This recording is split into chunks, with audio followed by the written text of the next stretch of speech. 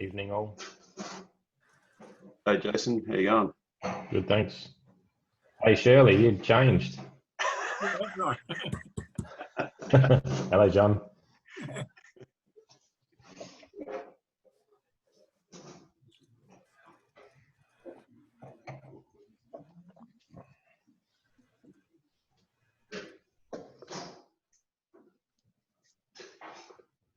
There's a spacewalk live streaming in case you're interested.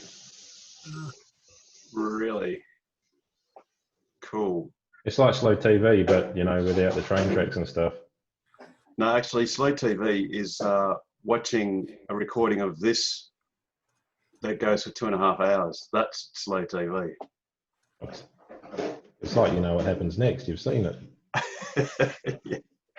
Yeah, we degrade down into dribbling about the Cybertruck. So where are you, Ken? In Victoria? Oh no.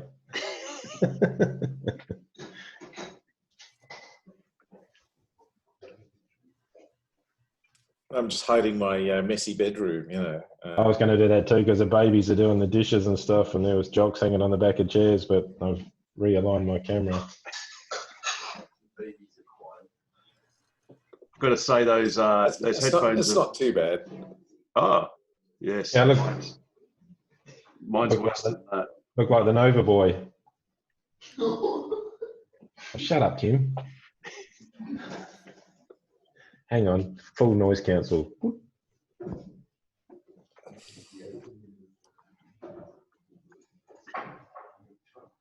So who was on the Robin Denham thing? Apart from Jason, he's already had a moan on Twitter about it, you know. Yeah, it's just yeah. It wasn't mine, you're right, because the guys, yeah. Just tell us what you think, Jace. Biggest fan.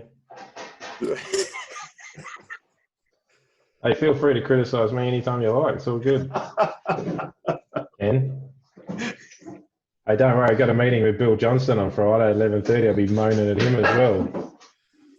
Yeah, so that'd be interesting. Him being the energy minister. That's right, and my local member. Well, that's a happy coincidence. Well, I wouldn't have got a meeting otherwise. Yeah. Richard, how you going?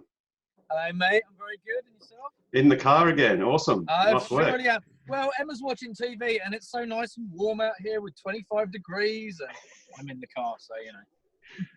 Yeah, you could put the seat warmer on if you get really cold. Oh, I have got the seat warmer on maximum. Oh, On three bacons. And I've dressed for the occasion. 3 sausages. Yeah, 3 bacons. Is that Bacon. not sausages? Uh, Who has sausages shaped like that? Is that some weird German thing? Hey, it comes with age, Ken. What are you talking about? Sorry, Shirley.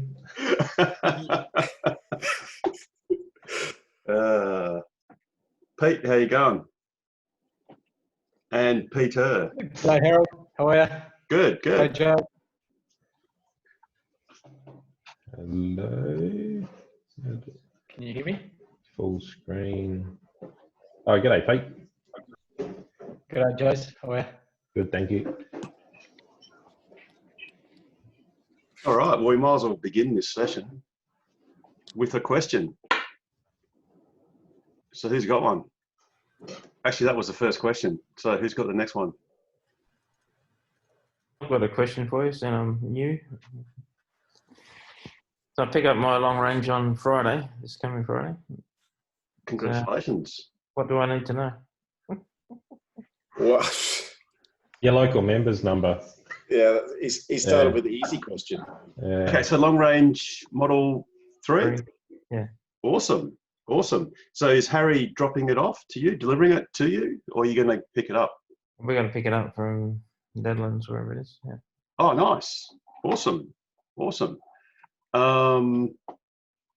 Has anyone had a recent delivery on here? No? Because I was thinking, you know, you'd probably want to make sure that you fully understand all the controls. So you'd want Harry to go through. Did you get We've done the test drive, and we've been following it for quite a while. So Cool. Did you get full self-driving? yeah, I did. Oh, awesome. Awesome. I don't know you very well, Bryce, but you sound pumped. It's good timing that you got it when you did, or should I say not today, because I believe it's gone to $10,100. Okay. Yeah, I heard it was going up on the 1st of July. So Yes. I thought it was an investment in the future if I got it now, because it's probably worth 50 grand in 5 years' time. So. That'd be great to think of it in those terms. Yeah, absolutely. Absolutely. I mean, I guess in general terms, you just want to make sure that there are no glaring issues with the car. So you want to look at the paintwork just to make sure there's nothing that's sort of out of the ordinary. And even if there's some minor blemishes, just as long as you note them so that you and Harry know that they were there when you picked it up. So then if anything needs to be sorted out at a later stage, then that can be done. And then you don't have to worry about having to prove it was there all the time and things like that. I know I've seen a couple of Model 3s where there's been some minor marks on the interior. So just, if there's anything that you're concerned about, just make sure it's noted so that, it can be cleaned or sorted out later. But apart from that, it's an awesome car and you should have lots of fun getting it. And, once again, congratulations. I've ordered a Type 2 to Type 2 cable. Cool. Absolutely. Yeah. So access other chargers. Yes. Yep. Does it come with anything to access 3-phase, or do you have to buy that yourself? Well, go on, Ken. Well, yeah. So there's a long and a short answer to that. The short version is the car can handle 3-phase just fine, and obviously the Type 2 will do 3-phase AC, and your Type 2 to Type 2 cable will allow you to do 3-phase AC from Type 2 delivery. The downside from a Tesla perspective is the portable charger you get with any Tesla, not just Model 3s, in the last couple of years is only single phase. So you can attach, however, to 3-phase plugs and get 32 amp single phase 7 kilowatt with an adapter that we can make because Tesla don't supply one. And the other option is to hunt down a third-party EVSE that'll give you 3-phase. I guess the broader question is, do you need that? And I guess it's a bit debatable because if you can get 7 kilowatts on the UMC that you've got, then between 7 and 11 kilowatts is not all that important unless you're doing some serious road tripping in the probably northwest and places where you're not going to find Type 2. Or across the Adelaide, across the air highway. Yeah, across the middle. So it'll save your AC charging weights a little bit. And if you're doing that, what I would do is borrow our Generation 1 UMC when you do that trip and just use that. Okay, cool. Yeah, so that'll get you 16 amps 3-phase. So that'll charge your car at about 70 kilometers per hour, 75. That's good. Yeah. Which Make it feel better is about the same as a Model X at 24 amps. Right. About indeed. 70, Yes. 72, 73 kilometers an hour. So Bruce, when are you planning on going across? Oh, we've got a brother-in-law in Adelaide, so we were discussing how we would do that trip across. I know Rob's done it, and many others. So it can be done. So. Yeah, Model 3 long range will do it great. Arguably better than some of the S's that have done it before, and X's, because you'll have a bit more efficiency and really good range. As Jason points out, the charging rate is slightly less, but because the car's more efficient, your actual recovery of kilometers per time is about the same, even though you're drawing less current because you don't need as much in a Model 3. You actually still get the same amount of value, so it should work fine. Cool. If you're looking for a permanent 3-phase mobile solution, I'd still argue that a high power wall charger is a good option. I know you guys can only get 16 amps, but for $700, it's a cheap EVSE. It is. They're Wall charger. though. I don't know, Rob. What's your experience with using an HPWC as a mobile charger?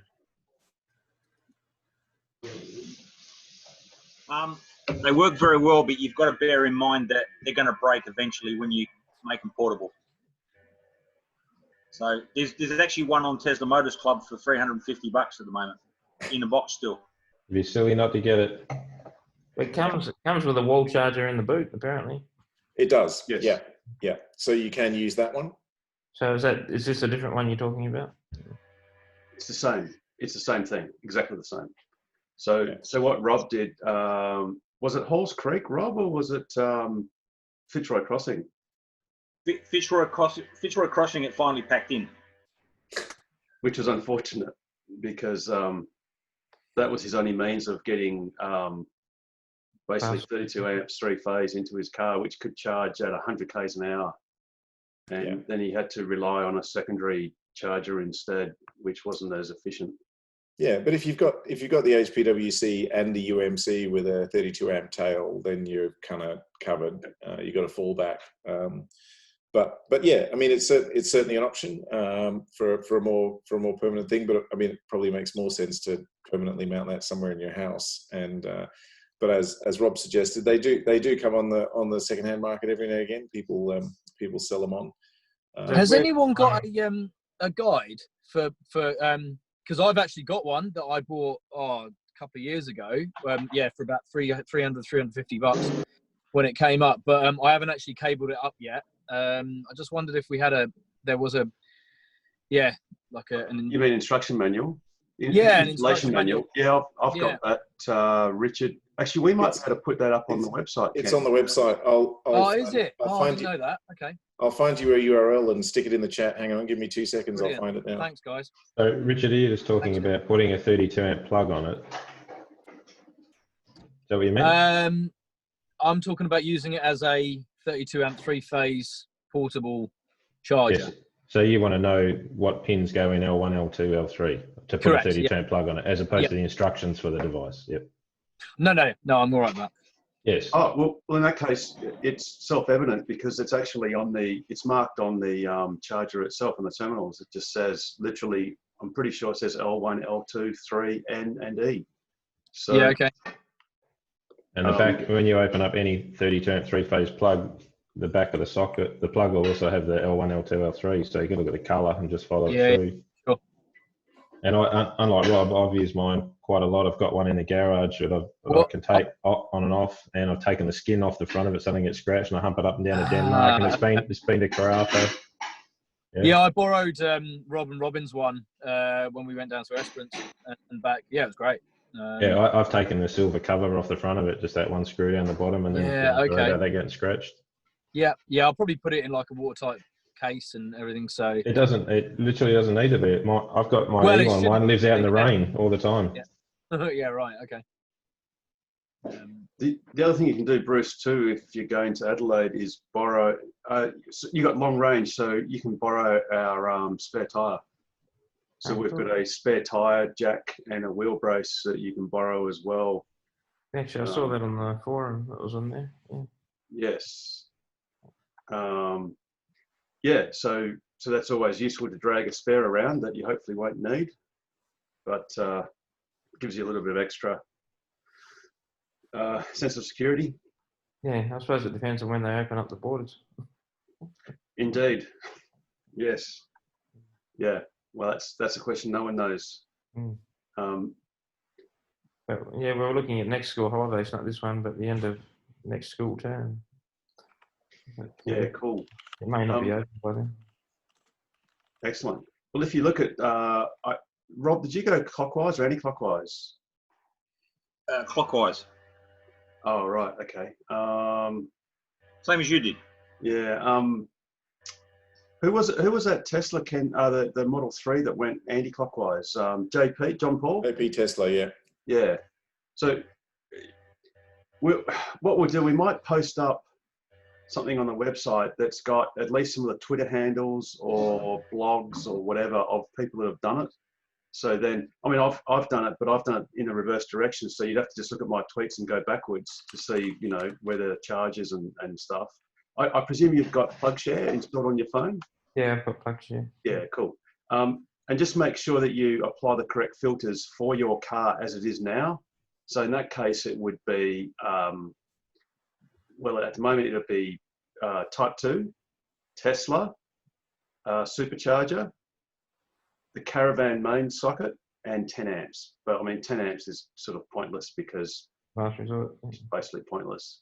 And you've got Type 2 cable, so you put Type 2 as the filter, and also CCS. But you've got to bear in mind that you need to look at all the CCS2 pins, the orange fast DC pins on PlugShare, and just read the comments. So at this stage, all of the RAC electric highway chargers aren't compatible with Model 3s at the moment, or for the time being. There is I did do a small map, a basic version. Well, in essence, the chargers that are available to Model 3s south of Perth, there's one at Collie, there's the Eaton supercharger, and there's also John Edwards Arthur River charger, which is halfway between Perth and Albany. And there's also We're one heading in... down to Boyne up on Saturday, so we'll drop in at Eaton and charge up there before we come. Yeah, back. awesome. Yeah, and that'll be a great experience. Do yourself a favour and don't leave home with more than, say, about 60% charge, so you can get nice and low Sorry, when you get to Eaton, so you can just enjoy how quick it is. It's something to behold when those things go flat out and you're drawing, nearly 1,000 kilometres an hour, or you're charging at nearly 1,000 k's an hour. Yeah, that'd be cool.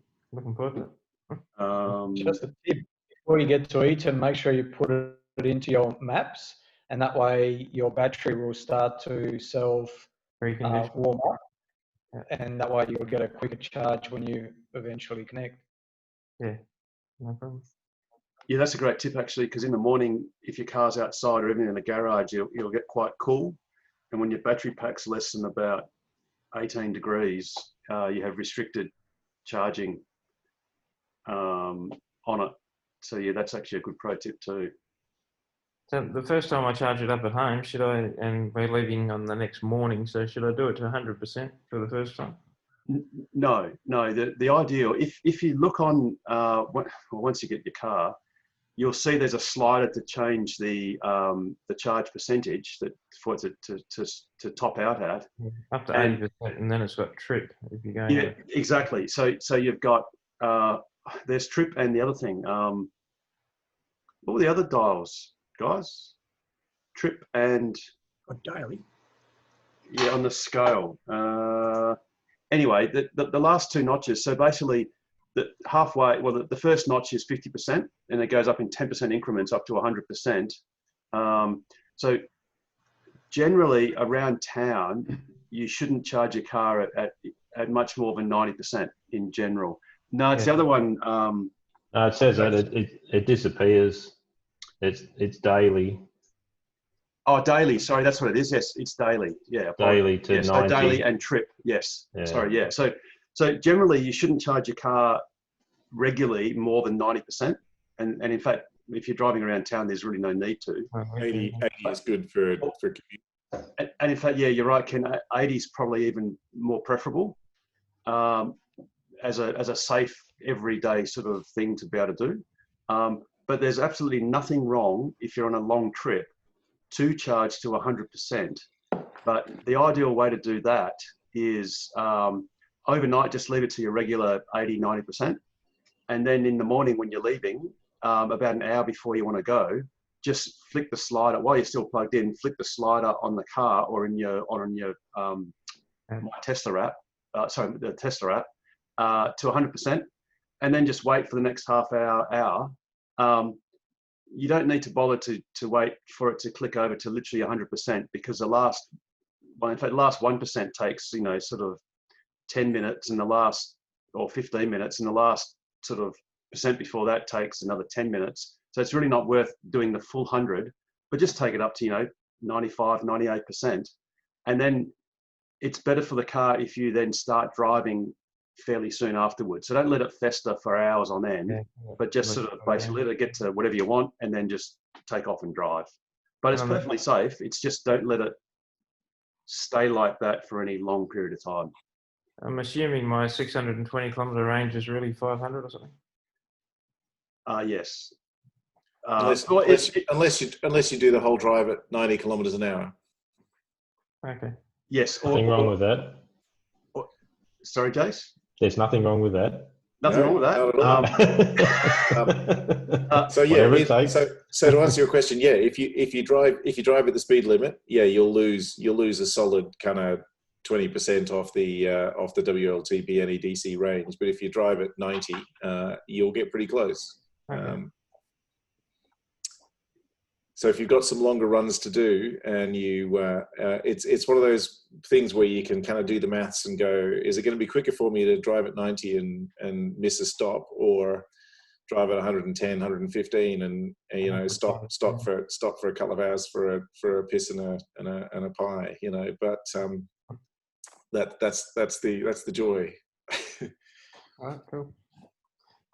Bruce, are you aware of the Synergy EV tariff? No. Right. If the car's registered in your name and you've got the rego papers, you can apply to Synergy and you'll get 30% off your power from 11 at night to 4 in the morning to encourage you to charge your car off peak. All right, cool. So that's worthwhile doing. If you're at home charging, you haven't got any solar, or you want to charge before your trip, do it in the cheap time. And that's your whole house, not just your car. Right. Yeah, I've got solar, but I'm on the 48 cents at the moment. Well, they're even better. Use their power at night time and sell them yours in the daytime. Cool. Bruce, So you're not on the smart power tariff, are you? No, I'm on the everyday tariff at the moment. Okay, yep. Because that smart power tariff, that's a legacy tariff, and it's actually a little bit better than even the EV tariff, but they don't offer it anymore. So I was just going to say, just in case you're on that tariff already. Yeah, I think they do. We only just moved into our proper house, and we were on the smart home tariff for 3 years at our old place, and just changed over to it here. So yeah, because I looked at the EV tariff and I didn't think it actually didn't work. I think it would have been more expensive, and you don't get that long to charge. But yeah, we get cheap power here from 9 p.m. to 7 a.m. It does make you 3 p.m. to 9 p.m. more expensive, but that's why we've got the Powerwall. So yeah, I didn't find the EV one to be compelling, but the smart home tariff is, unless they've literally just removed it in the last month or two. I think it's still there. No, I'm pretty sure they got rid of it going back 18 months, 2 years ago at least. But I'm thinking the reason why you may have been able to have it is because, did you have it at your old house? Yes. But when we moved into our new house, we were on the standard tariff, and then I just requested to move to the smart home tariff. Pete, I think you might be referring to, was it something called Power Shift? There was an old tariff, I think, Pete, that you might have been thinking of, and that had a fairly cheap night rate, and it wasn't so bad on the peak rate, wasn't as bad. And that tariff is a legacy tariff which is gone, and I think it's been replaced by the so-called smart power. Synergy Smart Home Plan, it's called. So it's still available. Yeah, So yeah. there used to be a thing called Power Shift, and I think that's what you might have been thinking of. And yeah, that went a couple of years ago. Oh, sorry, it's still valid, but not for new installations. So it's a legacy. Richard mentioned that 7 to 9 or 9 p.m. to 7 a.m., whereas that's the old legacy tariff times? No, that's the everyday off peak is 9 p.m. to 7 a.m. Oh, they must have changed it. Yeah, and the peak is from 3 p.m. to 9 p.m. So in winter, the sun goes down at 7, and then in summer it goes down at, in winter it goes down at 5, in summer it goes down at 7. So you got to be able to get through. It works really well with a Powerwall because, of course, you're filling it up during the day, and then in that bit of the evening where you're using ovens and heating and all that. But you got to be careful because, we were real power Nazis when when we're paying 55 cents a kilowatt hour in the evening. But now that we've got the Powerwall, it's just whatever, lights on, cooking, TV, heating, you name it, and we barely drawn anything in that time. Cool. Better let Yeah. someone else ask a question. Yeah, I think Harold's right. I think I was getting it confused with the new one. Yeah, that's cool. The new one is okay, but as Richard says, it's really only useful if you've got a battery storage, because most people just can't turn off power at 7 p.m. or 8 p.m. And at 50 cents a unit, you've got to get a lot of discounted power to make it worth your while. Unless you can do like Richard does regularly and just power shifts and Richard, you could even, if it's a really bad day, you could just tell your Powerwall to top up. Yeah, so I have done that. Yeah, I've told it to if I know that the next day is going to be really bad and I'm going to get hardly any power into the battery, I'll tell it to act as if it's just a backup, just a permanent intermittent power backup source.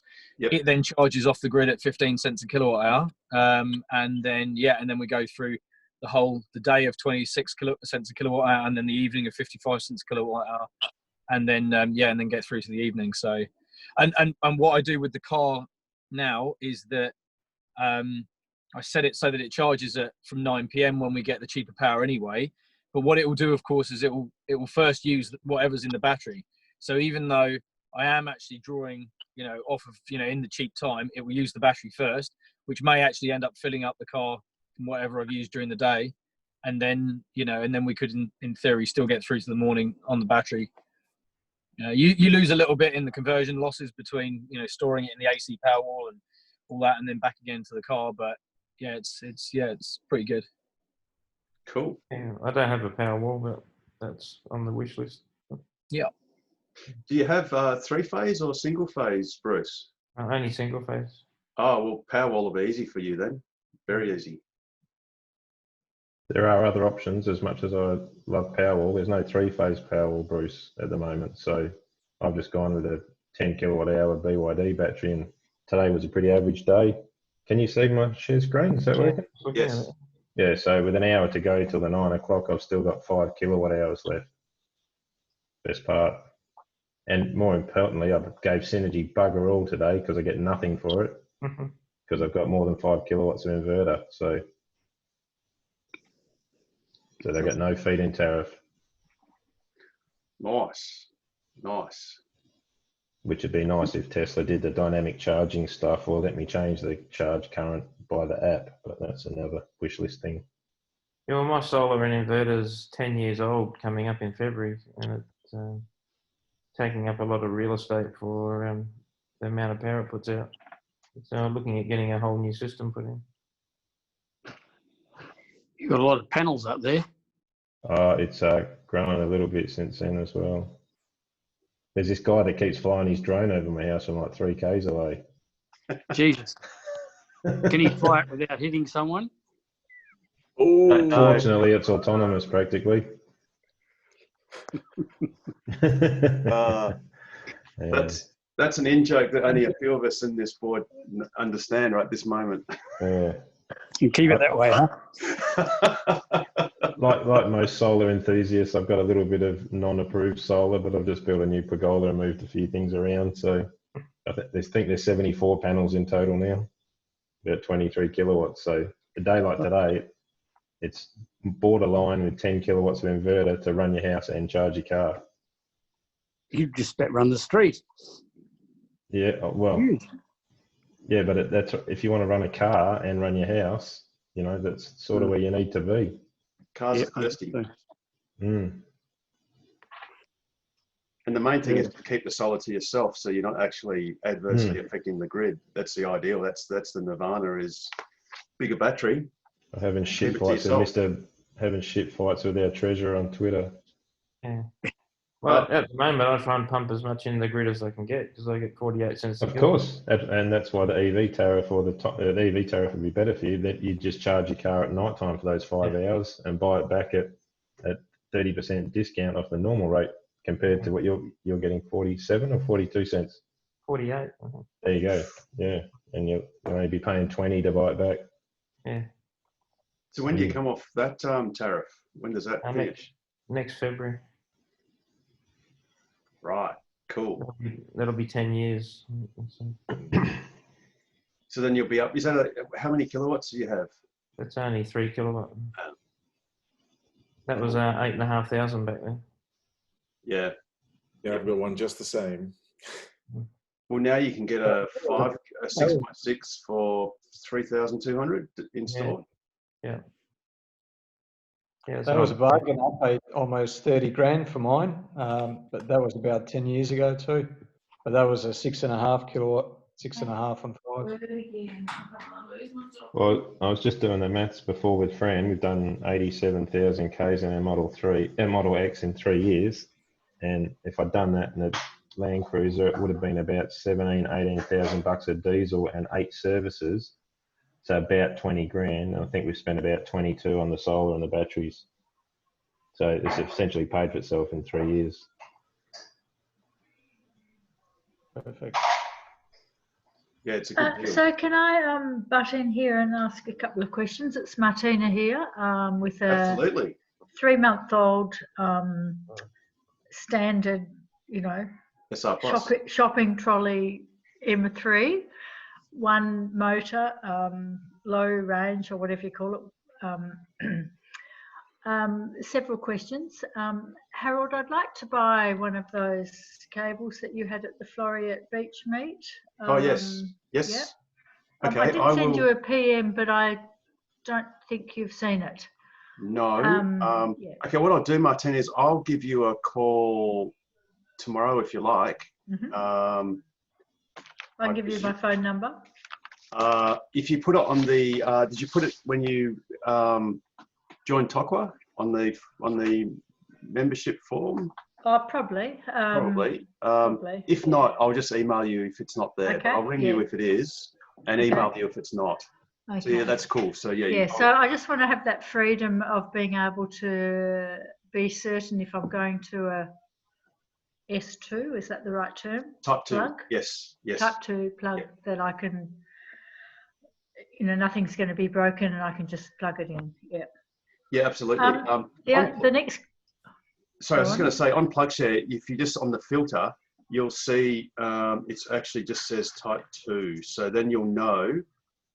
Sorry, I'll just share this screen very briefly. You'll see here it says Type 2.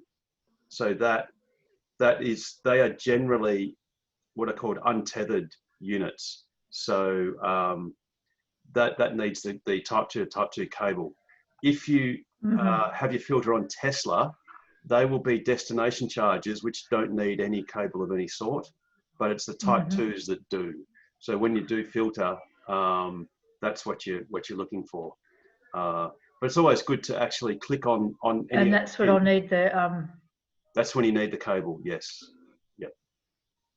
And sorry, just incidentally, I think it was Bruce before. I was just mentioning these are actually the chargers that are compatible with Model 3s at this stage. And in fact, with the new S's and X's that have the built-in CCS2 adapter. So this pin here is Collie. Obviously, you've got some in Perth, and you've got the Arthur River and Jurien Bay fast DC chargers that was supplied by John Edwards. And of course, you've got Eaton in red and with the supercharger. But they are basically the only DC chargers outside of Perth that currently are guaranteed to work with Model 3s. Right. So we're planning a trip to Geraldton in a couple of weeks. And Geraldton's perfect because at Jurien Bay. I can't get there. No, you can, because at Jurien Bay, you can stop there at the Caltex service station. In fact, let me just briefly swap over to PlugShare properly. And the charger there is basically a 40 kilowatt DC charger at the Caltex in Jurien Bay, and it will charge your car quite quickly. And it has been confirmed as working for Model 3s. So that's just north of the metropolitan area. How am I going to No, get to? No, it's halfway. It's basically halfway between Perth and Geraldton. So Is that no, there'll right? be no issues. So you'll be able to make it to Jurien Bay. 220 k's or something, I think. Yeah. Going at 90 k's an hour. No. You can just do the speed speed limit. limit. You just do the speed limit at well, it's generally 100 actually. Much of the way there. So sorry, it's right here.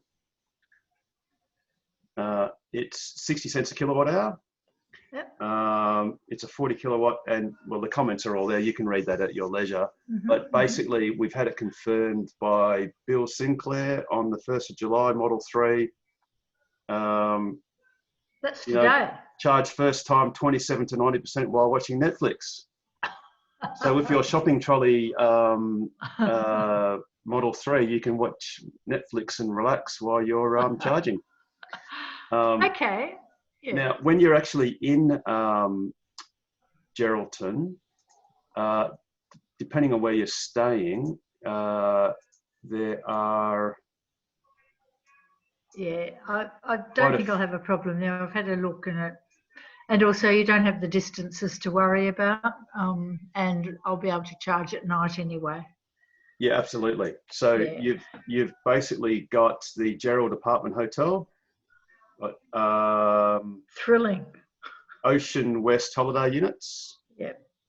Those guys are really friendly, and the charger's out the front, and you don't have to be staying there to use it. And Oh, that's they're handy. really supportive. It's an HPWC, but yeah, they're good guys. Okay. Yeah, so that works really well. So yeah, basically your Geraldton trip will be really easy and relaxing because basically you can charge quite quickly at Jurien. Okay, that's great to know. Courtesy of John Edwards again, which should be done by what a our champion. politicians. Yeah. But he's stepped up well and beyond the mark. So please feel free to call your local politician and express your displeasure. Yes, I need to get onto that because it's all needs to happen, doesn't it? Yes. So while I'm just here, I'm really sorry I didn't get to go to Jurien on Sunday, but the weather just frightened me a bit, and I just thought I'll wait till spring. But looking forward to a road trip with you guys. Yeah, cool, absolutely. We're planning on doing more, obviously, in the near future. Now that everything's sort of getting back to normal, our next casual meetup is on the 2nd of August, which is a Sunday, and that will be at the basically the Fremantle Cappuccino Strip, and that's at 11 o'clock on Sunday. And then the next one after that will be a Wednesday, the 2nd of September at the Camfield, and that's from I think 6:30 p.m. But we will obviously be planning more road trips. I think the Lanson one was a good one because it was sort of the shortest long trip that we could plan, or the longest short trip, whatever you want to call it, that basically all cars could achieve without too much hassle. It sounded great. Yeah. Yeah, it kind of rained like cats and dogs every now and then. I know, but it's terrible. Yeah. it was good. It was a great day. Yeah. Countryside would have been nice and green. Oh, didn't really notice, but. Busy looking at your screen. But get some confidence in your... Sorry, Martine. Get some confidence in your car though, because in the wet, the electric cars just excel, and they really are safe, and the traction control is amazing, and you can do silly things in them that you can't do in a normal car without any loss of traction. So. Yeah, Just I the still confidence. think I'm on a learning curve, and Yes. that was and I'm a bit anxious about going to Geraldton, but that might just be my baptism of fire if we do take my car instead of my husband's. No, it's a good first step, and you come back chuffed. And The only trouble is we've got, we're one of those sandwich generations where we've got grandparents and grandchildren, and so Well, we're all they going know up how- on this family holiday. they Anyway, know how your we'll car see. works better than you do. Yeah, that's right. And they can't drive. My 12-year-old grandson is just, Mm. I'm just the best thing now that Yeah, I've got a the Tesla. coolest nana, The that's young right. boys just love them. Now, there's just one more thing, and nobody can do anything about this at the moment, I don't think, but I'm desperate for something to keep my, I've got my purse with my key card, the card in it. I've got my phone. I've got to check all these things to make sure can get into my car. I tried to buy a key fob for an M3, but they don't sell them in Australia anymore. So is there any way we can put some leverage onto Tesla to get the key fob for the M3s? Yes, we can definitely escalate that. Actually, one of our committee members, Martin, he actually resorted to buying it from Tesla's US store and sending it to one of those freight forwarding companies, which I think the fob cost. And Tesla rejected the order after they started processing it. Oh, did they? Oh, no. Yeah. Okay, well, then that gets back to stage one, which is let's just escalate this because it's been available in the States for quite a while. And the S's and the X's have them. I think you've got one, Yes. Harold. Yes, Yeah. they come standard, yes. Yeah, yeah. I mean, basically, Tesla decided to economize because obviously the fob does have a cost, Yeah. and it's not insignificant. And they just decided to use the Prox card instead. But then I think in their wisdom, they worked out that it really was a good idea to provide a fob if people wanted it. And really, you're right, it should be available in Australia. So yeah, I think so. I mean, I'm happy to pay for it. Just absolutely. I don't like this. If my Bluetooth drops out and I haven't got my wallet with me, so I've got to be very careful about, Yes. glasses. Yeah. all the stuff you've got to take around. Yeah. Yeah, indeed. Martina, it's just think your Jason phone, will your tell you keys, that- and your wallet. Yeah. And I think That's And glasses and lipstick.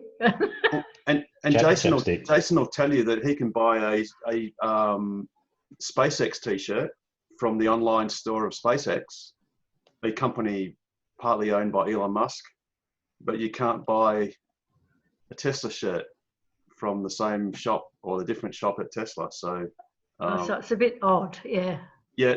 In Europe, Tesla have opened many of the European countries have got their own online store now.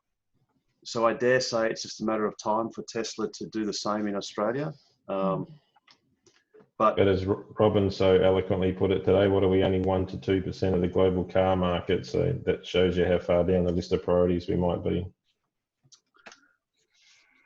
yes. So, but yeah, Martin, we'll definitely see what we can do. We'll put that as an issue and a perfectly valid one for that as far as that's concerned. So hopefully you can watch this space and we might get something done about it.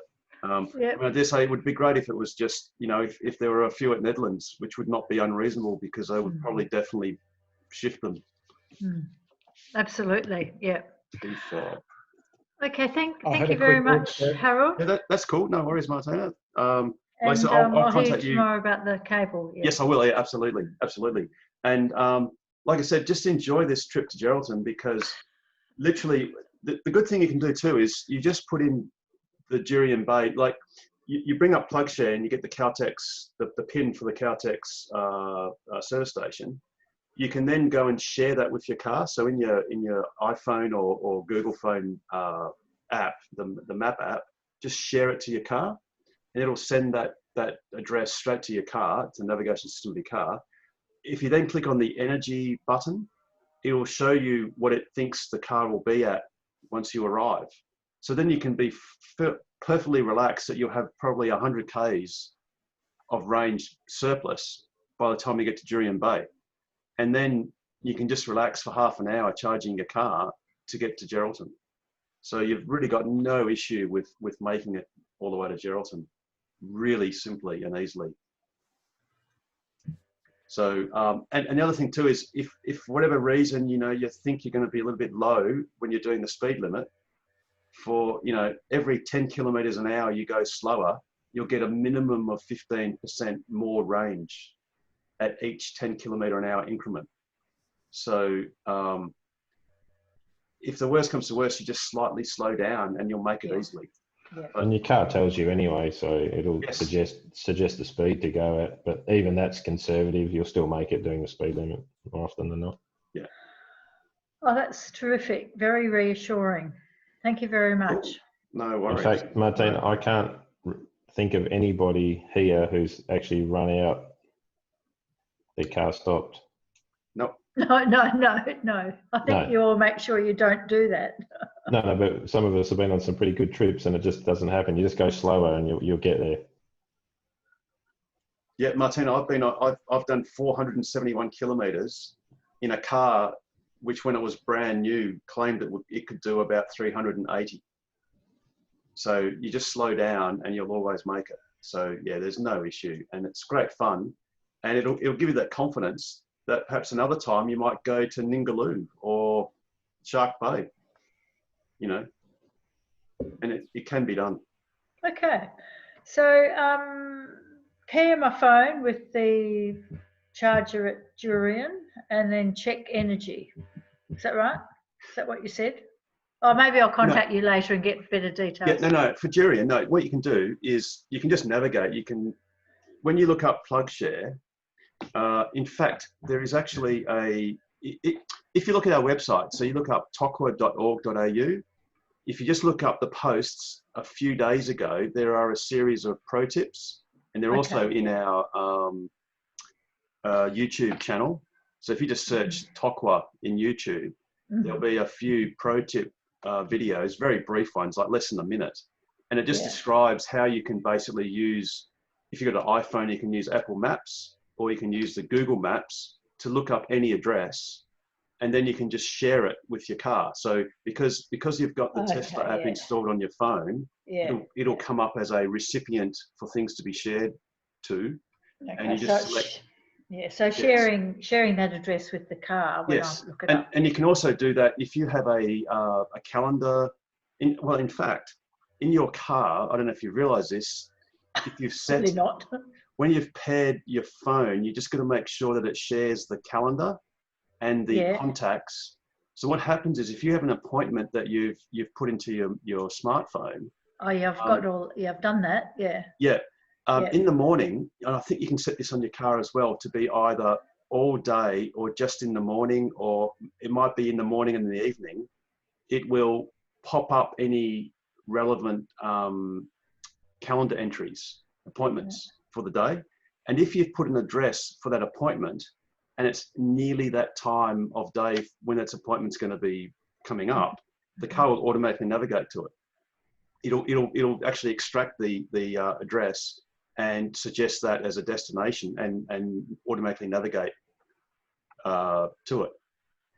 So basically, like I said, just put in Jurien Bay as a destination, or the Caltex service station that you can find on PlugShare, and it'll say that it's I don't know what it is, roughly 200 kilometers, not even, from wherever you live. And with your car, you're probably going to be able to do more than 300 kilometers. And it'll just say, you'll arrive with 30% charge. Brilliant. And you'll always know that, you'll be able to get there. Well, I've stopped worrying already. Cool. Well, that's the whole point. And like I said, once you do a few short trips like this, you'll then have the confidence to say, hey, if I wanted to go to Adelaide or something like that, yes, it takes a bit longer, but you will be able to make it. Can, Harold, I'll jump in and just say something about the Jurien Bay charger. Martine, have you used the supercharger? I've only used my Powerwall at home. Okay, well, when you use the supercharger down in Eaton, you'll find that the charge rate varies. So you'll get a peak charging rate. I'm not sure on the Model 3, but on my car it's about at 20%. Then it slows down. The 50 kilowatt DC charger at UWA is the same. You get a variance of your charging speed on the DC charger. What I've found with Jurien Bay, it's only 40 kilowatt, but it holds a very flat charge rate. From basically on the Model S, from 20% right through to 90%, it holds a flat charging rate. So it's actually an enjoyable charger to use, because when it says you've got 40 minutes remaining, you've genuinely got 40 minutes remaining. Yeah.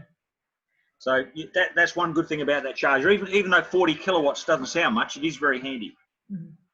Terrific, Robin. Thank you. Oh, and the other thing is you don't need to charge to 100%. What you could do is just put in your Geraldton address, or just Geraldton, in general. And, when it says that you'll arrive there with 100 kilometers range or whatever, then you can stop charging, or even 50 kilometers for that matter. So you don't have to feel compelled to fill it all the way to the top. You just decide what your comfortable margin of safety is, and in many cases 50 kilometers is plenty, or 100 is tons, and you can just do that and then just enjoy the day. Brilliant. Cool. Anything else that's pressing or interesting or news or anything? No, just that I noticed that I think it was Rob Loudon or somebody he was talking with on the chat on the Facebook, that he says with everything turned off, he loses about 0.5% of energy a night. I think I lose a bit more than that. I've been trying to track it a bit, and I think I'm losing probably 1 to 2%, and I think I've got everything turned off. Do you have Sentry mode turned off for home? Yes. I have that on at work, or shops or whatever, and it can lose 4% a day, which I think, okay, fair enough.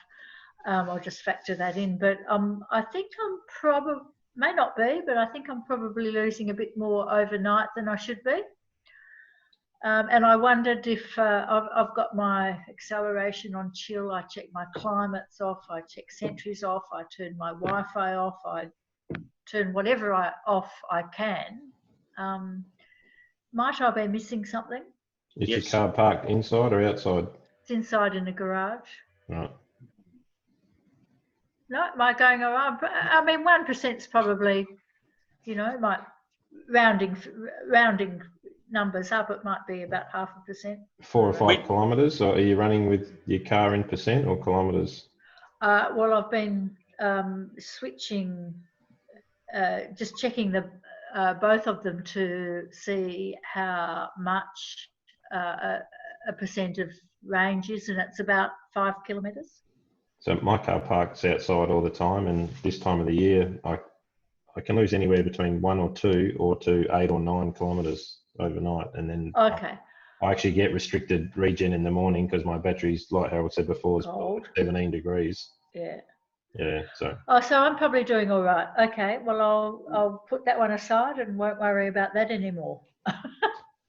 Martine, you get what's called a false reading if you park the car and it's say 20 degrees, and then you check it again in the morning, it might be only 8-9 degrees outside.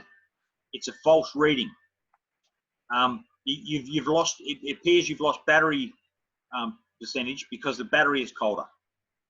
But if you park it at 20 degrees at 5 p.m. and check it 24 hours later at the same temperature, you will have a loss. That's genuine vampire drain, but it's an accurate reading then. You know what I mean? The same thing is if you park your car at 8 o'clock in the morning when it's really cold, and you check it in the afternoon when it's warmer, you may actually gain range. And I've actually gained 5 kilometres on a really hot day, and it's a false reading though. One thing that you may want to check as well is the cars have a deep sleep mode. So what you can try and do is maybe after an hour or two of the car just sitting there, you may want to go into the car and jump in, and you'll hear a bit of a clunk. And if it takes 5 to 10 seconds for the screen to become responsive, then you know that your car was in that deep sleep mode. And then you know that Sentry was definitely turned off, etc. But if your car is responsive from the word go and you don't hear anything, then it may just mean that your car's not going into that deep sleep mode during the night. Although I Day think to day, Martine, don't worry about it day to day if you're just home charging. It's just a consequence. It's vampire drain. There's stuff in your car that never sleeps. So it's only a few Ks. It's just stop at your local shops for 5 minutes and plug in for free. Cool. Anyone else with anything or news or anything? Sorry, Martina, were you listening when we spoke about the EV tariff earlier? I was, yes. Right, great. And you were aware of that before? Or? I sort of vaguely know. I've got an old uncle and aunt who'll only put the washing machine on at midnight, so I know those things are there, but I haven't looked into it properly with our power, but I can do that. Yeah, so it's the same tariff you're on now, but you just need to get in touch with Synergy. So you want the EV tariff. They want to see a copy of your rego, and it's 30% off your power from 11 at night to 4 in the morning. Nothing else changes. Yeah, and you can set your charge to that time. Yeah. Schedule your car, yes. So every morning, you're all good to go. Brilliant. Bonus is too that if you've got aircon on or heating or whatever overnight, well, you're getting it for 30% less between 11 and 4. Yes. Or your storage hot water, anything. Yeah, it's not metered just for your car, it's your whole house. Yes. Yeah, no, that's terrific. Thanks so much. You guys are brilliant. Feel very lucky having the knowledge and drawing on that I'm able to. Oh, it's cool. Enjoy. We're all privileged to have fantastic cars, Hey, warts and all. Warts and all, that are awesome. And I mean, how many shopping trolleys can you watch Netflix in? Seriously. Hey, I'm taking my shopping trolley to the Armidale tip tomorrow with half a ton of asbestos in the back of it. Yeah, you can't watch Netflix. No, that's right. Not yet. Not yet. Not yet. Hurry up and take my money, Elon. Yes. And then they need to get a long screen and turn it sideways. Because it's much better in landscaped and portrait. Didn't like that. Oh dear. I mean, this is what I use to watch Netflix in my car. Yeah, I know what you do. You take pictures of it. And I just stick that on my screen. Works all right. The police aren't that smart. Oh dear. You might be surprised. Now, Harold, I've got a question for you about Sunday. So, look, the conditions on the way home were pretty horrific, not very good for range. When we went through that last overtaking lane, did your car brake on its own in those big puddles? Did it see them? Oh, actually, Ken's not here to relay it because on that, where there was that bit of puddle, just at the start of that hill where that overtaking lane was, I was to the right, just gently overtaking a Falcon that then aquaplaned, came towards me, and I just reefed the car sort of further to the right because it just caned me with heaps of water, like just tons and tons of water where I couldn't see anything, and obviously nor could the car. And yeah, Ken was sort of tucked in behind me, and he got a great view of it. Yeah, that was pretty severe. And do you remember the patch where there was just dirt? The bitumen was missing, and it was just dirt. The autopilot just freaked out, and it actually sort of slammed the brakes on, well, gently. It must have thought, I don't know, the road ended or something was going on, and it kind of freaked out. But yeah, that was quite specky with all that water on the road at that overtaking part. Yeah, you're right. Yeah. How did you go, Rob? Yeah, well, I was lucky. I was sort of 200 metres behind you two, and I could watch your brake lights, and I thought, okay, there's a problem here. And then the car that was on the left, I was overtaking a car, and he went through the puddle. I just couldn't see a thing. he sprayed me. We're only doing about, I think we were doing about 70 kilometres an hour. Yeah. Yeah, but the conditions got quite horrific then. Yeah, it did. I actually thought I could almost feel a bit of hail on the windscreen, like or must have been just melted hail because it was big drops. It was almost like clicking on the windscreen. Yeah, it was. Yeah. Well, all I can say is I'm glad I didn't go. No, it would have it's been great fun.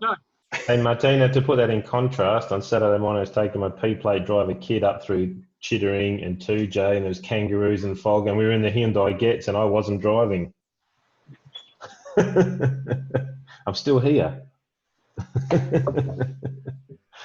Yeah. I've got to say, Martina, I've driven a lot of cars, Land Cruisers and all sorts of four-wheel drives, and being out on Sunday, there's no other car I'd rather be in than a Tesla. On those, the conditions were very poor. There was road works. There was some really bad drivers on that road, and you feel very comfortable being in an all-wheel drive Tesla. Yeah. I have to say that just out and about around the suburbs here, I feel like the car levitates. It's so smooth. It's absolutely lovely to drive. Mm. And the low centre of gravity makes a big difference.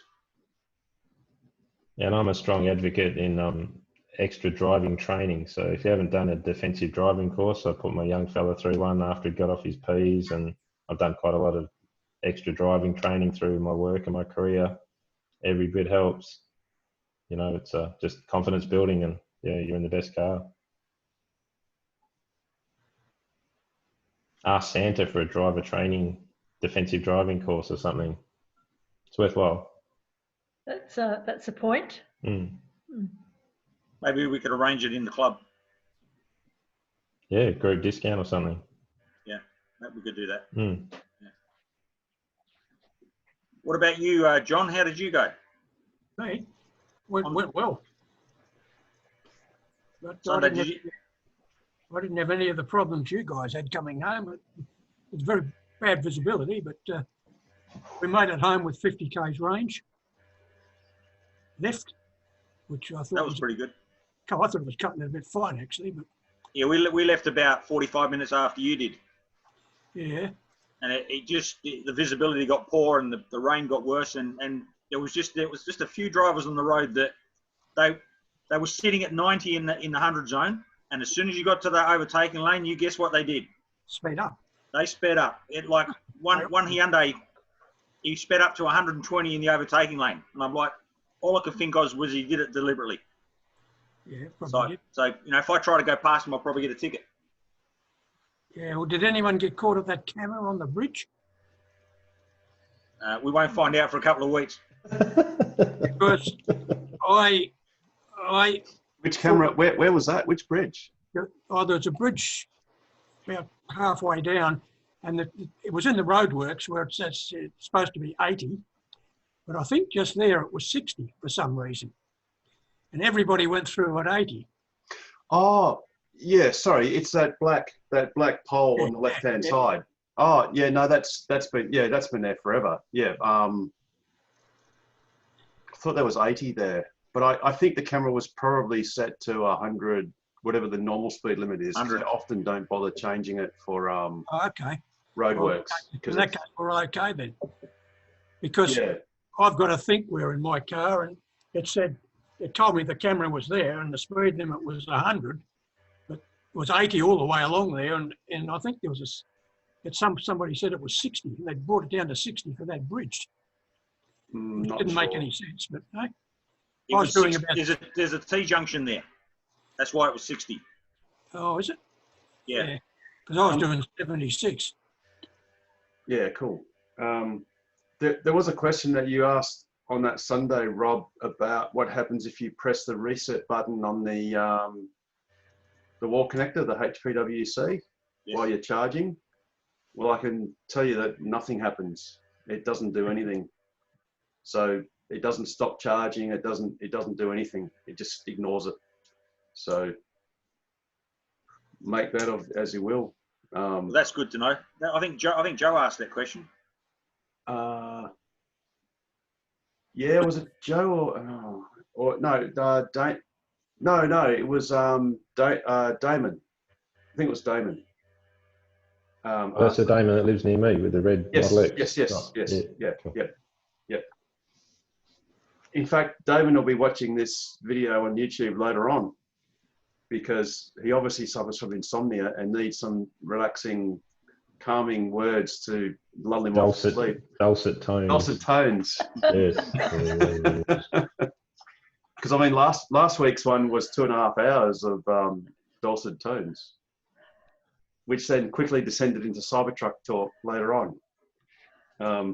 But yeah, so basically, the reset button does nothing. So I did try that at Rivers and Shops, and it literally didn't stop charging, didn't do anything. So I dare say it must only work when you're unplugged, which is a good thing. So it means people can't turn it off or whatever. So that's, yeah. Interrupt your charging session. Yes, which is a great pro tip to set on your, I think it's your phone can set that, whether you get a notification on if charging's interrupted, which can be useful because you might not realize that for some reason it stopped charging. And it's useful to get that notification, which I think is a setting in your app under settings. I'm not sure if that is going to. I can see Bruce in the reflection very well. Oh yes, but there are notifications there that you can do for whether charging has started, is interrupted, or completed. So that can be useful, so you know what your car's doing if you're not with the car or you're shopping or out. Because sometimes you might think that the car's been charging for the last couple of hours, and in fact it sort of stopped, 3 minutes after you walked away. Is anyone able to disable it or stop it when you're not there? If someone walking past? Or? If it's a HPWC, if it's a standard test of destination charger, generally not. They generally know. No, but then I went to Rockingham last week on a bit of a work shindig. I hadn't been down to the one at the back of Dome, and that's got a local isolator on it. So then someone could come past and turn the isolator off, and then you'd need the notification to pop back. It actually happened to me this afternoon. I was charging at a shopping centre, and about 10 minutes in, I got the notification saying it stopped, and the Sentry mode captured a little kid that came in and thought it'd be fun to press all the buttons. So unfortunate that some of the shopping centres have the green and red button. Can you rush back in time to cripple them? What's that? Did you rush back in time to cripple them? Actually, there was another guy charging his Ionic, and he saw him and told him off, but apparently it didn't help much. So I've got to leave you guys. So thanks for your help. And no worries. Yeah, no worries, Bruce. And enjoy your delivery. It's going to be a lot of fun. Yeah, I'm looking forward to it. Excellent. Absolutely. Awesome. Yeah. Cheers. Take care. Hey, Bruce. See ya. Yeah. See ya. Just on the subject of your charger being turned off, we were talking about this the other day. John Edwards, used to have BMW i3s, and when we were at the Alchemist charger last year, whenever you open the door of the BMW i3, it stops charging. It's a quirk in their car. So because he put his car on charge, I've got to get my wallet. He got his wallet out of the car. We went and got a coffee, walked around for an hour. His car hadn't charged for a whole hour. Oh. And I And think that- I think the MG does that too, Rob, because Tesla Bjorn was like climbing in the back door doing something stupid to keep it going. Is that right? Yeah. It's Mm. it's a silly system because you know most people are always going to go back to the car and get the wallet or the sunglasses. Well, isn't that what makes petrol cars so dangerous? When someone's got the nozzle in filling up, they stop what they're doing, go and get something from the car. They then get a static charge on their car, on their hand, on their body. Then they go and touch the nozzle, and of course you can get a spark, which if you're unlucky, will catch fire. Or they can literally drive off while the nozzle's still in the car because the silly car lets them drive away while they're charging. Yes. Yeah. Yes. But see, that could be bad too. Well, I mean, it's bad that our cars don't do that, because I've always dreamed of getting John's Charger in tow. which is the Yeah, that's right. the diesel generator and the Yeah. tritium, and plugging it into my car so I can just be driving while the generator's running in the trailer, and I could just drive forever. But it won't let me. Sounds like a cartoon, Harold. Wow. I might just bow out now, so thank you Yeah, very cool. much for your No time. worries, Martina. Thank you very much for And coming. no, And, my pleasure. My great pleasure. No Yeah. worries. And I'll So talk to you see you. tomorrow. And yeah, like I said, enjoy your Geraldton trip. It'll be a lot of fun. Okay. Yeah. Cheers. Bye then all. Thanks for See ya. your Bye. help. Good Yeah. night. Bye. And then there was 10. Joe hasn't said much. No, Joe's just enjoying the background noise that we're creating. It's very relaxing. Yeah. There she is. Hi everyone. Yeah, I'm a Hi, bit Joe. busy tonight. So I'm just listening whilst getting stuff done. I don't have any questions today, so I'll thought I'd No, it's all good. So you're going to Lancelin again this Sunday? We are on Sunday. Same thing. Yeah. No, Edge Point, so not quite all the way. Oh, Edge- cool. Yeah. But Yeah, you're, we'll use the Lancelin and Charger whilst we're there, though, probably. yeah, nice. Yeah. Yep. That's good. Oh, you're an old hand at it now, so you know where it is, and it's all easy. So It'll probably look completely different if it's not raining. The roads are just so different. yes, You must absolutely. have thought you were still in England last week. Sorry? You must have thought you were still in Great Britain last weekend. Yes. Used to that weather, but yeah, I mean, I'm more used to driving in rain than Seb is, because I obviously learnt to drive in rain all the time. But yeah. Did I you didn't make do it all any the of way to? Did you make it all the way back to Rockingham? Yeah, we stopped at Gwelup again on the way back. Mm-hmm. We stopped with Rob again. For 14 minutes. No, we didn't get the 14 minutes because Rob was in that Charger. We had to use the one we had to pay for. Oh no. That's Oh, okay. no, you mean the DC? Or did you? The slower one, yeah, because they had further to go, so they needed the fast charge. I'm actually glad they're charging for Gwelup. It means you can actually turn up and use it, and there's no freeloaders there. Yes, the same thing should happen at UWA to then keep all the the freeloaders out, like me and others, or at least limit their time. I think so. Yeah, limit the time. Actually, one pro tip I should have put up before we went on that Lancelin trip was hands up who didn't use their wipers for the whole trip there and back. Yeah, I was going to mention that just a second ago too, Harold, but there you go. Rain-X. And that's right. Rain-X. It's expensive. It's what, $20 a bottle, or Not if you live in America, it's $2.50 a gallon. You just put it in your window washer bottle. It's awesome. So you put that on, and when it's pouring down with rain, you don't need wipers. I don't. There is one small consequence. It does make your wipers sort of stutter across the window for a while when it's fresh. Yeah, it's funny. Mine hasn't done that yet. And basically, oops. Did Mrs. Murphy take that video while you were driving? Yes, obviously. Excellent. Obviously, yes. I just wanted to clarify. It's just no. Oh, no wipers, and it was pouring down. It was caning down, And no hands. and no hands. Yeah, so Rain-X, you just get it at Super Cheap or I don't know, probably wherever. And you just got to put a decent layer on. You just sort of rub it in with a tissue, and preferably just if you got some distilled water, just sort of sprinkle it over, or unless it's raining, so that you get rid of this it's like a cloudy sort of film. And then after that, it just works fantastically. The only thing is, if you do use your wipers, it will rub it off after a couple of weeks. So you have to sort of reapply it fairly regularly, but it works awesomely. You don't have to have your wipers on ever. And yeah, it's just one of those magical things.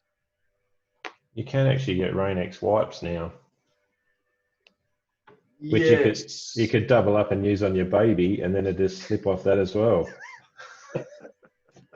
Not that I've got a baby at a certain age anymore, but might be handy later on for an adult. Yeah, I'm not sure if that's a reportable offence or not to No. use isopropyl. I don't know, maybe. Because that's what it's. I mean, I guess you could do it cheaply and just use isopropyl, because that's what Rain-X mostly is. But I I think was they've going to got say, secret ingredient, Harold. they got If you some can other find out what that secret is.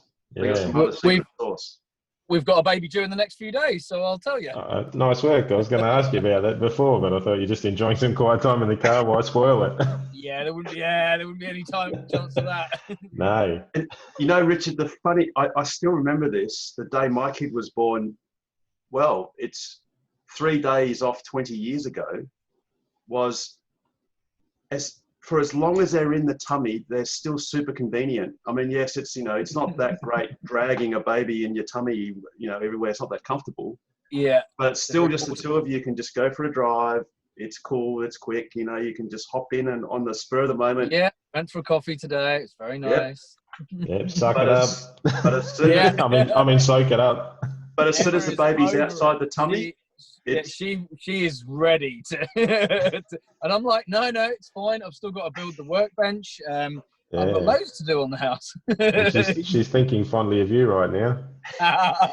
Sure, yeah, that's why I'm out here. And the last bit of freedom you get is when she's still in hospital and you go home by yourself.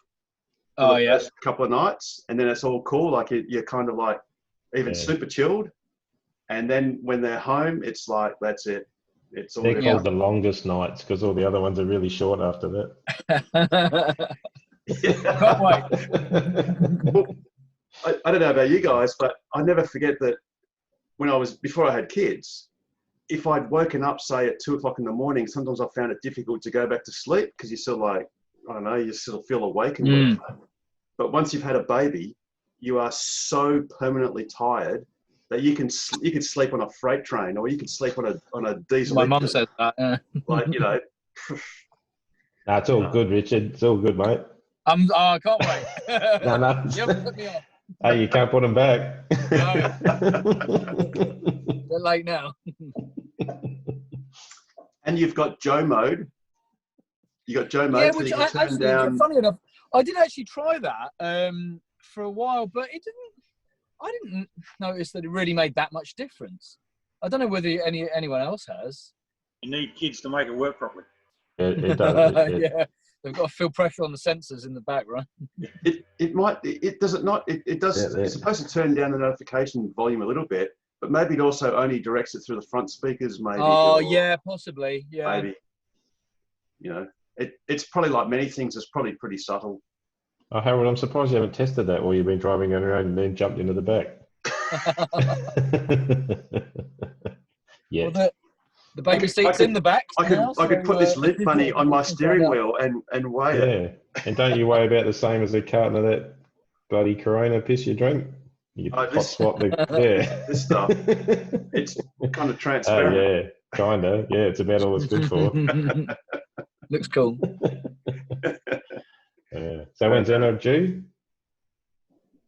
Oh, well, it'd be 39 weeks on Saturday, so it could be any time. Oh, cool. It's my mum's birthday on Saturday, July the 4th. Oh, so fantastic. yeah, Well, sweet. No Emma pressure. noticed right, this was not me. Emma noticed that it was Nikola Tesla's birthday on the 10th of July. Cool. I'm like, oh God, if he's born. Well, she on missed that Elon, day. so anyway. Yeah. Yeah. Well, wasn't there Nice. a post that in the Gregorian calendar, the 10th of July is Elon Musk's, no, sorry, 28th of June, June, his birthday. Elon yeah. Musk's birthday, but under the Julian calendar, the 28th of June is Nikola Tesla's birthday. Okay. Or vice versa. Mm. Yeah, Julian. Yeah, the Julian calendar. That's right. The Orthodox calendar. So obviously there's too many people on the interwebs that have got too much time on their hands to work these things out. Yeah, because what did they say? He was born 69 days after 420. 420. Yeah. I go, oh man. Oh yeah. Anyway. All right. Well, good luck, Rich. I hope it goes well, and Thanks. I'll pass on my Thanks, regards to your good wife. 'Cause, Mhm. number one changes your driving style. I'm sure. Yeah, profoundly. I wasn't prepared for it, but coming back from the hospital, I went, "What's happened to my car?" Oh, there's a little baby in the back. Yeah. I'm actually going to see how long we can go before he has to go on any fossil fuel transport. Oh, yeah. That's when we took our kids across Australia. It's 2 years ago. I'm going, how cool is that? Their first trip ever. It's an electric car across Australia. Wicked. So That's yeah, cool. it's lots of good milestones. It's the future. They'll never know any better. They'll never know any different. Exactly. In my house. I hope that's my hope. Mm. It's entirely plausible, except for perhaps a school bus or something like that. But yeah, and that would be Don't awesome. send them to one of those daycares they put on really busy intersections so they can just suck up all the fumes and stuff. Yeah. Cool. Harold, just jump in. Ashley's Rob. Galaxy SA, is that Ashley Cooper? I don't know. I can see a silhouette. Ashley, Not saying much. I can see. Yeah. Neither is Shirley. Ashley, who? Maybe he hasn't got a very good phone reception. No, it's cool. It's cool. It's good to listen in. We don't mind lurkers because there'll be people that are on YouTube anonymously lurking and we won't even know. They've just jumped in and got lessons in babies. Yeah. So something that is Tesla related, if you do want to something. So today I finally got the last bit of the solar and Powerwall and EV charger install. So the cable actually arrived. So if we're nice. a bit of a lull for anything else, I might as well show it to you. Yeah, cool. So hang on, let me just turn another light on. So that being the Solar Edge inverter. So I'll just get a bit closer. So so that being the inverter, and then this being the actual car charging part of it. So this cable, was what I was waiting for. It's the 7.6 meter long one, just in case we end up with a Cybertruck that has a charging socket on the opposite side of the garage. But I'm kind of like, Just in case. Putting some I've just sort of temporarily cable tied it up here. So anyway, it basically is going to go all the way along here, and I've got it into the car here now. So I'm going to have this up on like a bungeed lanyard, and then I'll put the actual socket here for just to store it up there. So I'm going to have it there up like on a bungee. So then you just pull it down, and then into the car, and then happy days. So with the scheduling as well, so I've set it so that it will start charging at 9 p.m, finish charging at 7 a.m. But what it'll also do is if it's getting excess solar during the day, it will put that straight into the car. And I've still got to work out how that's going to work with charging the car and then charging the Powerwall. So I'm still trying to work out whether it's going to prioritize charging the car, which I think it might. Because ideally I want to charge the Powerwall and then charge the car, but I'm just going to see how it goes. Anyway, so that is now so the car is now plugged into the inverter charger. And that's the gateway to just next to your inverter? That's the Gateway 2, yeah. Right. Yeah, And so, have you yeah. spoken to Tesla Energy, Rich, about the charging priority, or? I haven't yet. I just want to say, I want to have a little bit of a play with it first, and then, see what it's doing, and then, who knows? Maybe even suggest some, changing of priorities, or in software. I'll see. Yeah, I'll see. I want to work out how it works first, and then if we can, suggest some ideas to then change. So. Does the SolarEdge inverter have a net meter on the boundary? So does it know what's leaving the house? On the tails, I haven't. On I'll have the a check. SolarEdge, the inverter. So because that's SolarEdge, isn't it? Yeah. It is, yeah. So does it actually have its own meter that detects how much power is entering or leaving the house? The Gateway does, but does the inverter? Has it got CTs? Current transformers. Current transformers connected to the grid. It might not. I don't know.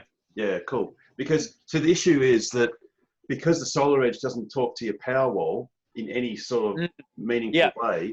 Yep. The only way it could actually work out whether it should be charging a car or not is if it knew what was entering or leaving the house. So that's to say, in the morning, your Powerwall's flat, so it's going to charge. Yep. And then when it's full, what should happen is your surplus solar will then leave the building, your house. So my mum's house back in the UK that me and my sister renovated. So the immersion, the water, the hot water tank has an immersion element in it. And we've got a device which I can't remember the brand of it, but anyway, the idea being you've got tails that clamp around the export, and then it whatever it detects is going out to the grid, it will then send the equivalent amount of power to the immersion element in the tank. So that's essentially what I think you're talking about. So that would be the way that you could then get it to go right. Only charge the car. Only tell the SolarEdge charger to charge the car off of whatever is going out on the tails.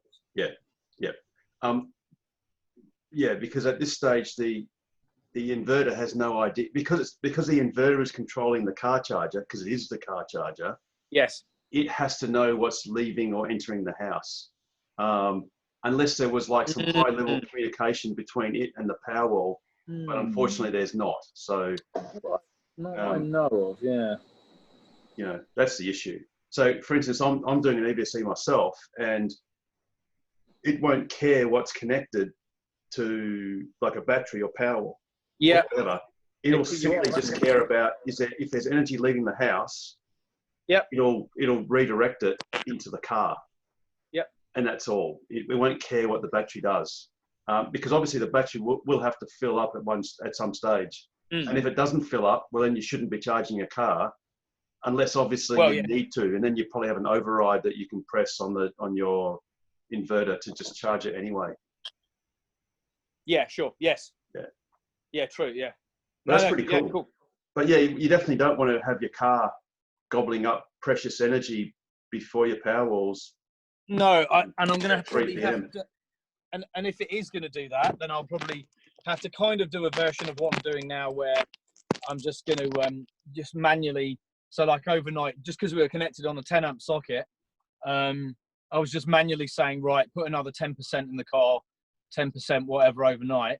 But now that cable is a 7 kilowatt cable, so I'm actually just in 4 minutes time I'm going to see whether I can draw that full 7 kilowatts. I actually don't think that it is. I think it's only 7 kilowatt if the solar's cranking at 5 kilowatt.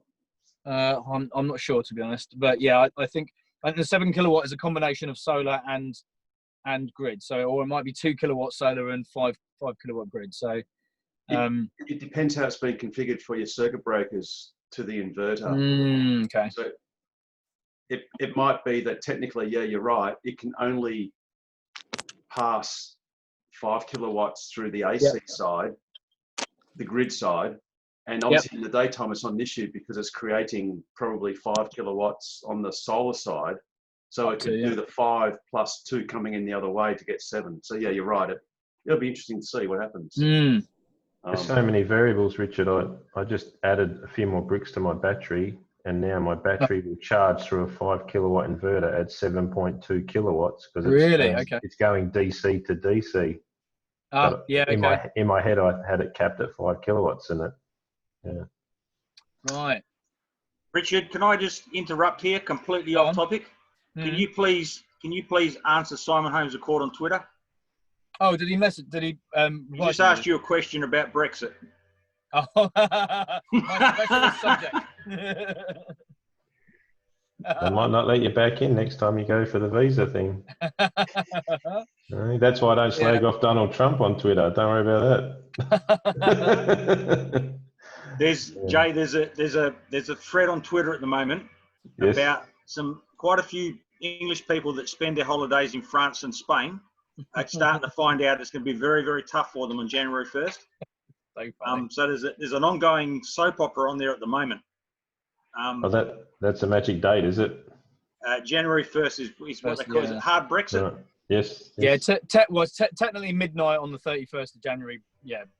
British time. So won't that just mean that you've got a 30-day, or is it what's a standard normal visa? Yeah, whatever. Yeah, exactly. Whatever a normal tourist visa would be. 3 months, is it? Or is it? Oh yeah, it might be 3 months. Yes. Yeah. So does that mean that really awesome data deal with 3 Mobile stops working through all of Europe? Yep. Oh wow! Because I used that 3 odd years ago. That was awesome. No, it's great. Yeah. Wow. Yep. It's going to stop. Stuff like that's going to go. Yep. Wow. Well, that's what happens when you leave the club. You know. Yeah. Hey, Harold, I was never in the club. my British passport that got me another 30 countries is now going to just get me the one. Oh, actually, technically 2, because Ireland you still can. Well, get on there and answer it, because there's about 10,000 people waiting for your answer. Logging in. Oh yeah, a few notifications. Yeah, you just carry. We'll just carry on amongst ourselves while you do some important. No, I need to put the Twitter down. And I'm glad you got your Powerwall, Rich, because literally just about 4 days ago, I canned my reservation from November 2017 because I'm sick and tired of waiting for a 3-phase version. Yeah, yeah, it does suck. I mean, I know a guy at work. He's got 3-phase to his house, but he got a Powerwall for 1 phase. That he wanted all this stuff on. So I mean, I guess you can do it that way. I mean, I could have, yeah, and I was all geared up for early last year to do that. But no, as a point of principle, Tesla sells a 3-phase car and a 3-phase ecosystem. Give me a 3-phase Powerwall, please. And the frustration too, Richard, is that unlike your house where you've got a single-phase Powerwall, single-phase supply, and a single-phase solar system, perfect. If you lose grid power and your Powerwall still has a bit of energy, it will keep your panels running and it'll charge itself back up. Exactly. I think a lot of people are not under the correct impression. They think that if you have solar, you'll be carrying on, and you won't. Yeah. No, not if you're 3-phase, because if you're 3-phase, virtually all 3-phase houses have 3-phase solar inverters, almost all. So what happens then is, yes, if you have a Powerwall, you can have essential circuits online, but your 3-phase solar inverter will necessarily be disconnected or turn itself off. Oh, so you basically run whatever you've got down, and then that's it. Yep, that's too bad. Wow. That's the problem. And I've actually got 3 reservations for Powerwalls. So I've got 2 reservations totaling 3 Powerwalls. And I thought I could be smart and go, well, what if I just get 1 Powerwall per phase? Yeah, sure. Three phases. Because they're asynchronous. But unfortunately, because they don't talk to each other, they can't synchronize their inverters, because they're actually, I think the inverters are actually autonomous. They're not, there's no interconnect, there's no communication path. So the frustration was, I could address the phase imbalance issue that Synergy brings up by having 3. But if there was a power failure, only 1 would continue operating. I see. And of course, my solar would not. Yeah. And that problem hasn't been solved by the Gateway 2, I'm guessing. No. Okay. All the Gateway 2 did was dramatically increase the measurement accuracy of their power meter. Okay. Yeah. So it then took it to almost utility grade, which means that I think in some countries the utilities actually accept it as the primary meter. Okay. Okay. For purposes of net metering and other things. But it does nothing, and I think it might have introduced it measured power through the 3 phases, but it still will disconnect the other 2 phases. Or sorry, it can only back up 1 phase, even if you've got 3 separate power walls connected. Yes, I see. So wow, I hadn't realised that was. Yeah. God, because when I watched them when they were wiring it, I saw that it had connections for L1 to 3 on the power on the Gateway 2. So I thought, is that an improvement? Have they now fixed it for what you guys have had an issue with? But presumably. No. So in protest, I canned it 2.5 years later. Yeah, well, I don't blame you. Yeah, yeah. After trying multiple times and chatting with Tesla Energy, and it's only what's the complexity for Tesla to make a 3-phase Powerwall? What's the? I'm figuring if Fronius have been able to do it for 100 years, then Tesla should be able to work it out in a blink. Yeah, right. Oh, so okay, so there are other battery systems that the onboard inverter is a split phase inverter because that's what the Americans have. So it actually produces 120 volts, two active phases of 120 volts, 180 degrees out of phase. Yeah. So you really just hook up the 2 actives. So you have one active as active, the other one you hook up to neutral, and that creates your 240 volt single phase. Yeah. Okay. Yep. Tesla have stated that they are working on a 3-phase version of the Powerwall, but it's just not out yet. It's a bit like full self-driving. That's right. Because in Europe, there are quite a few houses that do run 3-phase, as do we. But it'll come Tesla time. But in the meantime, as Jason has seen, there are alternatives to battery storage which are quite reasonably priced, considering. So I just got a text message through messages. This is from a bloke who's an old Synergy guy from next door, and he's now a contractor, and he had his heart set on a Mercedes as his retirement car.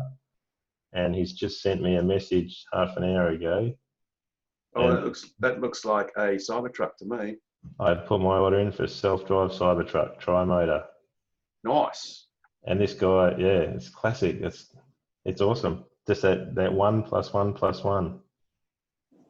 Yep. He's building himself a new house in Dalkeith, and he's the bloke down in South Perth. Harold just had 6.6 put on for $2,700 solar. 27. So, wow. 2,000 single phase. Yep. Yeah. Nice. It's awesome. Nice. That's another one coming. Watch out, Land Cruisers. Yeah, well, there's going to be a bit of backlog, but at least we've got our orders in first, so we'll be all right, Jack. So we'll be cruising for a 2023 arrival. Yeah, well, if the Tesla share price keeps opening in the green like that, free Cybertrucks. So the the pre-open is 1,083. Wow. Yeah, that's the day after the day before. Cool. Yes, indeed. And I think their delivery figures will come out. They're talking about Tesla maybe releasing them tomorrow or Thursday their time, because apparently Friday is a public holiday. So it is, yes. There was talk. Yeah. Oh, because it's Independence Day, isn't it? Yes, my mum's birthday on Saturday. Yeah, but why would you have a holiday on Friday then? That's weird. I think they roll it over. If you look, they've got some weird like state and federal holidays, and some are mandated and some are flexible. But I think it's a bit like us. If we have Anzac Day on a Saturday, we'll have the Mondays a long weekend. Yeah, cool. Mm. They're Americans. They're a little bit different. And God bless 'em. a big bit different. Mm. In a sort of good, awesome kind of way. Awesome. Uh, I got a question. When we were down at Floreat, there was a guy there with a Kona with a bloody big converter thing in the back of it. John Edwards. He does rallies. Yes. Where? How do you find out where he's going to be doing his rallies and racing? Because I wouldn't mind going and having a squiz. Any idea? Rob, you got to go off speaker, mate. You're on mute. Sorry. Yeah, Gemtech is one of his sponsors, and they've got a Facebook group. Sometimes Robin links it across to our Facebook group, but I can send you the link, Peter. Thank you. I'm not on Facebook. He does the Targa.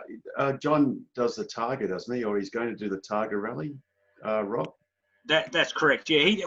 They're doing all, because there's all little rallies that go on through the year, through the winter. So he's doing them all now. So can you put your email address up, Peter, or you're on Twitter? No, neither. No social media at all. I travel incognito. Good man. And I'm having enough trouble driving this bloody phone.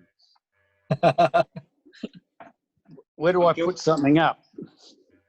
What I can do, I might send John or Florian a message and get them to do a little write up for us with Actually, all the Rob, dates. I can forward you Peter's email address offline. Okay.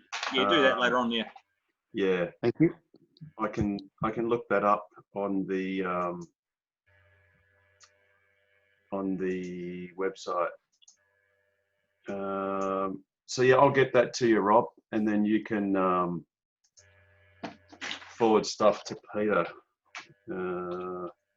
Thank you.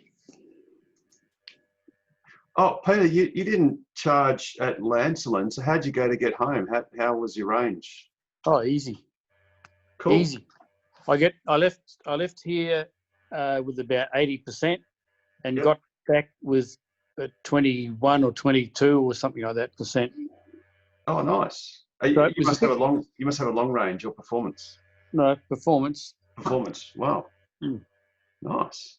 Well, that's but I wasn't all that happy with it actually, because I figured that 80% should give me 400 kilometres, but it didn't, and it's probably because I was going so fast.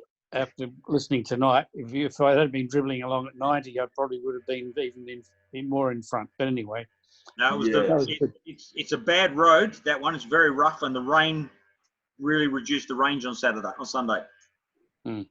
Yeah, my range was 20% higher than normal because of those conditions. Yeah, I figured about that too. Yep. Yeah, you won't get conditions worse than that ever in WA. No. That's Rob, a good test. Sorry, Rob, I've just sent you Peter's email address, so you'll see that in the chat just privately. Okay, I'll sort that out later. Yeah. Yeah, cool. All right. You might have to jot that down, because when we leave the Zoom, it'll just delete, if you like, or whatever. Thank you, gentlemen. No worries, Peter. And how's the hand? Right, just fine. Absolutely fine. Oh, good. We won't discuss the war. Oh, dear. Anyway, never mind. Not sure whether you're flying a Messerschmitt or a Zero. Confucius say, always ensure that flying devices have anti-collision abilities switched on. Anyway. Yeah, I've got a special coating so they can't find me. Can't see it. The footage was good, actually. It was quite nice on Twitter. So. Oh yeah. Actually, we'll put that on the website sometime soon. Yeah, good idea. I'd like to have a look at that. It was quite good. I mean, 18 cars just sliding by. It was awesome. Yeah, very impressive. I think there were 10 Model 3s 2 X's and 6 S's. This is really. Yeah, it was for such a crappy day. It was great turnout. So Yeah, I thought so too. I think Rob, we were talking sometime a long time ago about maybe going to Kulin or something like that on an extended road trip. You have Yeah, to when find it's a warmer. hotel that's got lots of beds. Yes, yeah. The caravan. Well, that's the issue. We sort of got to do a bit of research. It's one of those things where we'd have to do it differently, where you'd have to basically book, or at least fill out a form that says you were going, you were committed to going, and then we'd have to work out how much accommodation there is to see what the sort of limit was. Because you never know, you might get more people than you expect, or you might get less than you hope, or whatever. So, yeah, we are working on other road trips. Good. And perhaps long ones. And maybe in a, well, who knows, in a couple of years we might even do a really long road trip. But we're to far north Queensland. Well, we could do a whole lap around the joint, perhaps. Perhaps when there's a bit more fast DC charging around, so it's not as laborious. I think so. But yeah, that would be on the cards. You probably need a few Cybertrucks that are all loaded up with heaps and heaps of batteries. Well, yes. There you go. In fact, the Cybertruck could be a mule for a charger. I mean, because the Cybertruck itself has no problems because it can do 800 Ks a day with no charging. So that's more than you need to do. And if you ordered a Cybertruck yesterday instead of today, it's just appreciated $1,600 because full self-driving's gone up on that to 10,100 as well, from 8,500. So, and are we locked in on this on the old price? Aren't we? That's why you did it, yeah, for 150. Yep. But I've noticed if you ordered the Cybertruck in Australia or Canada or anywhere outside the US, there was no pricing. No. Not even for the FSD. So. Yeah, there is for the full self-driving, but not for the car. Not for the car. Yeah. So what they'll do is they'll adjust the pricing of the car to get back their money on the full self-driving. Cynically. And don't forget, if you convert the US dollar price plus the fact that there's no luxury car tax on the Cybertruck, the tri-motor at roughly today's US dollar prices is going to be maxed out at about 135,000 Australian in WA. Which compares favourably with a fully blinged out Sahara turbo diesel for 132. And I know which one I'm going to be driving. Very favourably, yes, indeed. Yeah. I mean, imagine that, 2.9 seconds or less than 2.9 seconds, 800 Ks range. And it can tow 6.5 tons. 6.5 tons or something? Yeah, about 14,000 pounds, whatever that is, 6.5 tons. Yeah. You can stand on its tonneau cover, for lack of its vault cover. Yep. Gently. And it's just a big hunk of awesomeness. Mm-hmm. That like me. That I don't care. It doesn't fit in my garage because I can leave it outside and the rain wouldn't dare fall on it. I've actually worked out that the Cybertruck, I've measured it, it will just fit. Just like literally, if I park it as close to the workbench to that side as possible, it will just fit. But I want to get it with the solar roof because then I can potentially justify leaving it outside to add another 20 Ks a day. And then only bring it in like for an overnight charge, say we're about to go off on a road trip or something. But Musk has said that they wouldn't be reducing it 5% all dimensions, but he might reduce it like 2 or 3% all round. So that could make a difference. There's a great app. I'm not sure if it's on Google phones. I've got it. AR Cybertruck. Yeah, I've got it. Yeah, So you can measure it yourself. You can just suss it out. Yeah, no, I did that before, but there's still Musk hasn't been clear on whether on whether they're going to be reducing it at all, or they're just going to keep it exactly No, as they're was. going to keep it the same, which I think he Yeah. did talk about it. But Well, anyway, but he said they weren't going to do it 5% smaller, but that leaves the door open to maybe 2 or 3% smaller all round. if my He's Model X can live outside, differentiated, your Cybertruck can live out.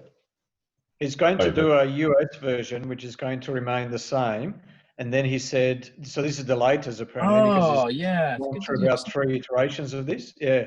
So apparently now he's leaving the US version as per the original, but the world version will be a little bit smaller. Meh. Why? I thought it was he's going to keep the current version as it is, and then he's going to make a smaller version later. But I didn't think there was a distinction between markets. I thought the initial Cybertruck will just be the size it is, and you're just going to either accept it or not. And then he was sort of hedging, going, and we may bring out a smaller version later. But I don't see the logic of having a smaller world version. I don't either, but Because I mean, look, I've been in Europe, sorry. And I'll never forget seeing this big Suburban that was like a fish out of water. I mean, it was going down cobblestone streets, old ancient towns where it would just be a nightmare. And, the Cybertruck's nowhere near as big as that. So, designed for horse and cart. And, yeah, exactly. So, I think Muskie's basically, because, in that Jay Leno thing, he did say, it needs to be 5% smaller. And then he walked that completely back to... Well, that was filmed quite a lot earlier than when, than Correct. his, obviously, comments that came out around the same time. Yeah. And really, I mean, I think he was, at the time, was reacting to people who had standard garages that can't fit the larger pickup trucks anyway. Well, so who cares? so one of my rentals back in the UK, the garage on it was built in the days of when people had like Morris Minors, so like you couldn't even get like a this model, wide. Yeah. like a BMW 7 Series in there, no chance. It's basically a shed.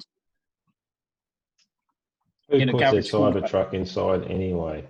Come on, toughen up. You're just going to fold up, Ah, Transformer style. yeah. No, you wash it. You don't use truck wash. You use battery acid to clean it. Cybertruck wash. Cybertruck wash. New product. Brilliant. CT 18.1. Scotch Brite scouring pads. Yeah. Use Ranex instead of Rain-X. Yeah. Dear, oh dear. Yes, just hurry up and build them, will you? Just get on with it. Ah, well, it's all good. I had to wait 3 years for my Model X. Yeah. 3 solid years, like literally from reserving to getting it. So 3.5 years for my Model 3, Harold. Yes, indeed. Yes. From 1st of April 2016 till September last year. Wow. It's all worth it, Pete. Well, you've forgotten all that It's all weight, haven't worth you, it. mate? Oh, absolutely. Yeah. Yes, the weight is agony while you're in it, and then once you've got it, it just melts away. But, I almost crumbled about 6 months to a year prior. I was going to get a second-hand Model S, but and still had 2 EVs anyway, hybrids. Yep. But ended up waiting for the Model 3, and I think it's been worth it. Yeah, absolutely. Financially as well as technologically. We just jumped in because I just couldn't wait. I wanted to assist and be part of it. Yeah, absolutely. Well, when I was a young fella, I had a little Mini Cooper S, which I reckon was just fantastic. It used to go like the clappers. Really, really good. But this thing, it's just so exciting. It's like having a new girlfriend every day. It's just wonderful. Wow, that's an analogy. But you know what I that would feels like? We all That's love right. our cars, but we don't love our cars. Yeah. It's just such a different experience because there's just the throttle response is just astonishing. Even in the Absolutely. slowest one they make. Exactly. Yeah. Yeah. Exactly. My car does a whole 0 to 100 in 5 seconds, and it goes like a rocket. Mm. If you can just never go back to an ICE car. You just can't do it to yourself. No way. What was that Tesla had at Nedlands had a loan? It was a Mercedes loan car. Was it EQC? No, not EQC. Yeah, GLA or something. Yeah, and its transmission and its engine was just crazy. Like it just didn't know what the hell it was doing, and it was awful to drive. It was just unsafe. I tweeted one the other day, a YouTube video, and it was the new Bentley Continental GT, where, it's a whole hour or so of making it. And I respect the brand and the craftsmanship, but, it's a W12. And normally I'd watch that whole video and I'm just going, no, can't do it. It's just a waste of an hour of my life. And it's like feeding chaff to a horse. Well, even Rolls-Royce, I believe, have announced that they're ditching ICE cars and they're going to go to EVs because for them it's the best way to get the silky smooth ride. And it should be easy for a low volume manufacturer just to go throw away the ICE and bring in the electric. Oh God, it would almost make sense to just buy a Tesla and just cut the drivetrain out. And that'd be awesome. Bolt a huge, 2-ton Rolls-Royce chassis on top, almost. And that's what they're doing with Starship. They're just putting Model S performance motors on the fins and batteries up on the top. And yes, yeah, how cool's that? Did you see when Muskie did the tweet with the 2 tanks side by side, the 2 things? The mid bay. You could see the battery pack, and it was I think they were Model S or X ones because they had maybe it's hard to tell. I know maybe because it had the what's the name, the penthouse. Yeah. So that's a great bit of cross pollination. Tesla provides the batteries and SpaceX provides the stainless steel for the they provide the Inconel for the fuse for the battery packs. The Farcanel, sorry. When are we going to get shares in SpaceX? That's what I want to know. Don't worry about splitting He's Tesla. never going to take it public. That's why I actually bought Tesla at one stage, because I wanted to make sure that because I heard there was it was said that if you had Tesla shares, you could then have a window to getting SpaceX shares.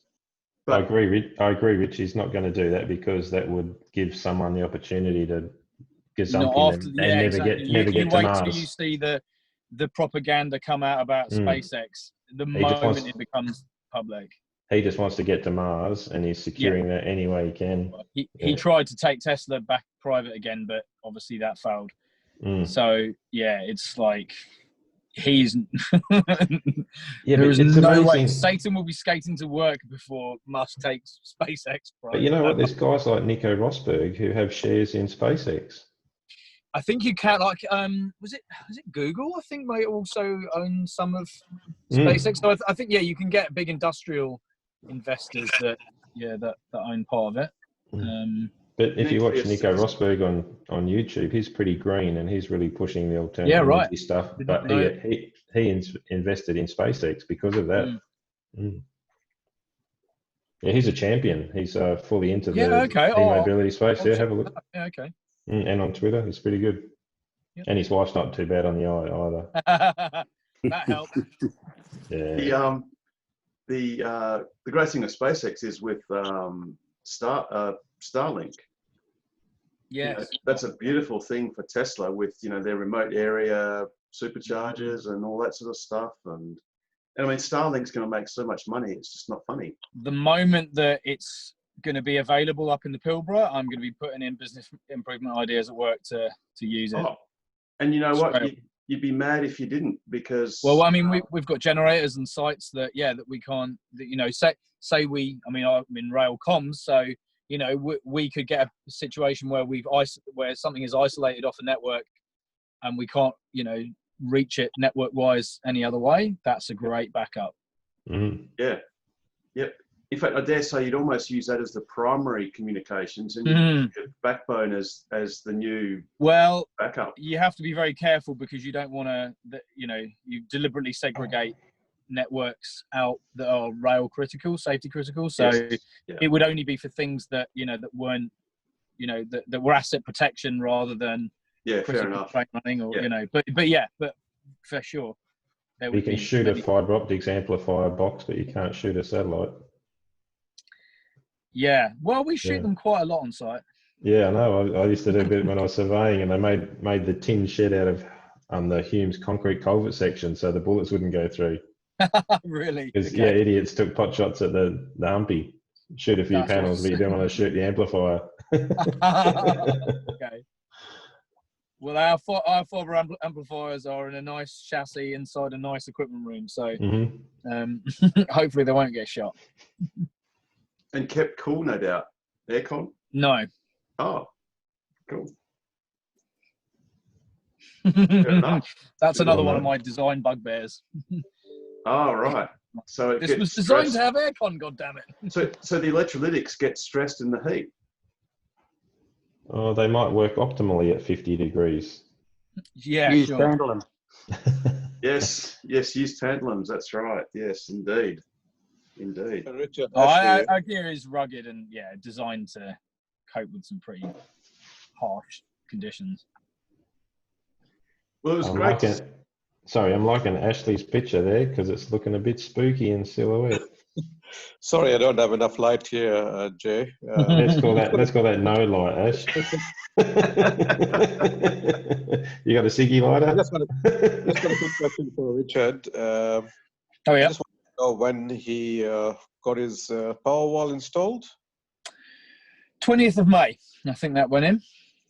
Okay, did you have to actually reserve it, or you can just go in and book it? And No, I used the same people that Robin did, Continuum Solar, because they put theirs in. So and no, they had them available. I think that Tesla used to work with each solar company individually, but now they just have a warehouse that they supply, and then all of the other installers go and grab Powerwalls from there. So it makes it a lot easier on the logistics for Tesla. So I think they just drop them in there at 50 a go, and then they're picked up by whichever solar installers Tesla has approved to work with them. Okay, so which company did you go with? I went with a company called Continuum Solar. Okay, wanna.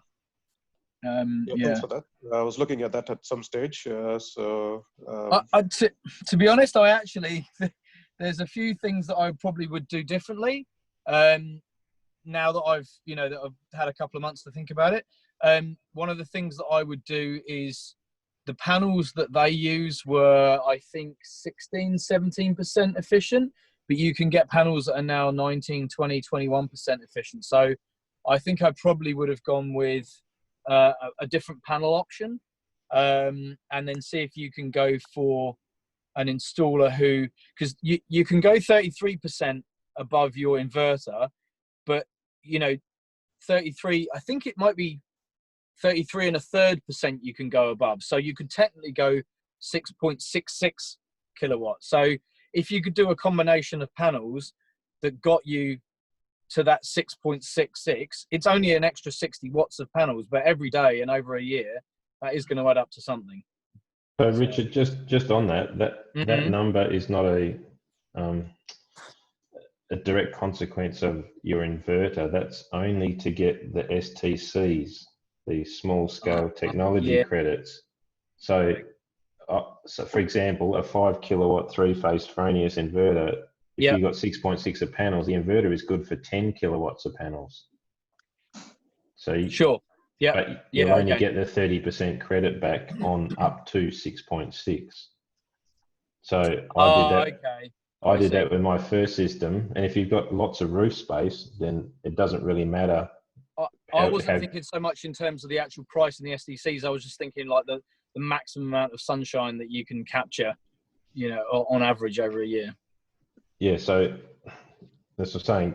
They sell you the system with 6.6 of panels, but the inverter is good for up to 10 kilowatts of panels.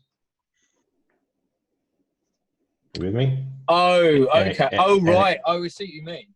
So I've got a Fronius Simo 3-phase, just a standard inverter, and that's good for 10 kilowatts of panels. And the hybrid 5 kilowatt Simo is only good for 8 kilowatts of panels. But Right. even on that one, I have 9.5 kilowatts of panels because I've got half facing east and half facing west. Okay. So So during the you're- course of the day, they never get to 8 kilowatts. But that, so are you saying that it's possible that I could Put more panels, absolutely. Really?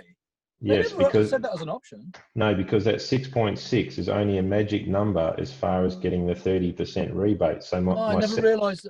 I thought that was the limit that you were allowed to install. no, because every inverter has its own maximum. So my second system, I had Regen come and put up, and they put 6.6 on, and after they got paid the credits, the STCs, they came back and put another 9 panels on to give me 30 panels.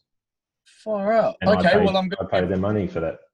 Well, I'm going to give Continuum Solar a ring tomorrow then and say right, how much to cover the whole rest of the roof. Yeah, so look on the bottom of your inverter, and it'll have a spec plate, and it'll tell you what its PV max is. Okay, so and then Yeah. that will be I mean, because if that is 5 kilowatt, then well, that's my. So sometimes you're restricted by roof space. So my first system, I just wanted as many panels on the north face, and I had to pay extra for some good panels, some sun power ones, because I wanted 20 panels to get me to my 6.6.